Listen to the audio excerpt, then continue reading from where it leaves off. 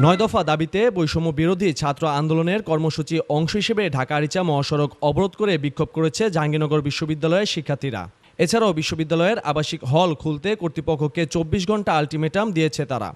শনিবার দুপুর 1:45 থেকে 1:45 পর্যন্ত মহাসড়ক অবরোধ করেন তারা। এর আগে দুপুর 12:30টার দিকে বিশ্ববিদ্যালয়ের কলা ও মানবিক অনুষদ ভবন সংলগ্ন মহুয়া মঞ্চের সামনে থেকে একটি বিক্ষোভ মিছিল শুরু করেন শিক্ষার্থীরা। মিছিলটি বিশ্ববিদ্যালয়ের বিভিন্ন সড়ক প্রদক্ষিণ করে ঢাকা-আরিচা মহাসড়কে গিয়ে সেখানে সড়ক অবরোধ করে।